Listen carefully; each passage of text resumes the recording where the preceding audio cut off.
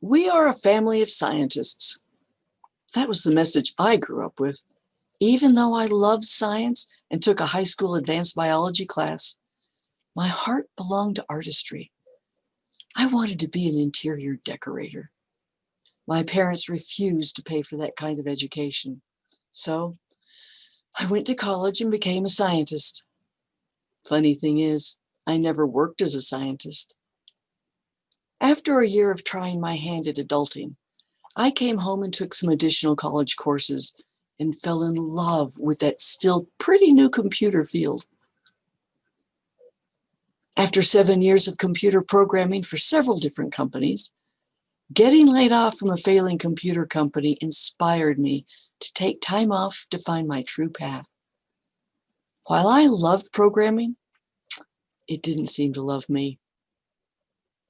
After months of soul searching, I woke up one morning during my honeymoon knowing I wanted to be a bed and breakfast innkeeper.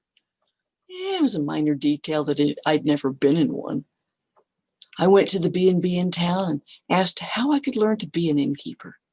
Serendipity. The owner was gearing up to offer a course. Since I wasn't working, the time commitment wasn't a problem.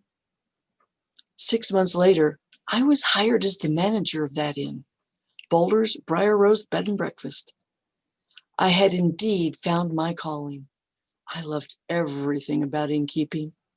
I got to design interiors at long last, tend to the gardens, make the guest welcome and comfortable, and support the staff. I learned about managing people, bookkeeping, and city regulations. I put on social events, hosted weddings, and even took over teaching the B&B seminars. It was magical. But it wasn't enough. I wanted to have my own inn. I could see it, feel it, smell it, hear it, and taste it. It's funny how I took to innkeeping so readily. I'd avoided that sort of caregiving career all of my life, or so I thought. On reflection, I realized I'd been in the hospitality industry one way or another my entire life. Dropping that label of scientist non-caregiver freed me to step into my purpose. After 2 years, I was let go. Conflict of interest is what it boiled down to. The owner wanted me to be dedicated and loyal to running her inn and not be seeking my own. If I couldn't have my own B&B, but wanted to stay in the hospitality industry, what could I do? Fear raised its ugly head. I wanted and needed to make money. I liked the idea of being my own boss. Helping people seemed like a great option. I explored several ideas, different alternatives to turn my situation around and stay in the B&B industry. There had to be a way. Then it came to me. The next best thing to being an innkeeper was teaching others how to be great innkeepers. I could offer my own how-to seminars. Fear lowered its head a bit with that idea. I established my first business, Sage Blossom Consulting. I created my teaching notes and class handouts. I arranged for B&Bs to host my seminars.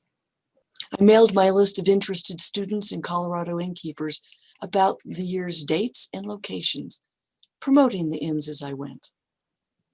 There was no email in those days, so snail mail it was.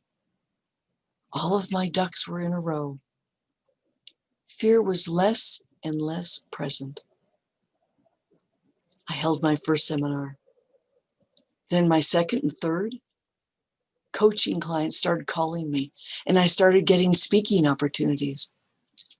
I was the only woman B&B consultant in the country. I haven't looked back since. Fear? Sometimes. But I'm able to work my way through it every time by exploring alternative ideas and solutions, by being curious about what's next, then diving in.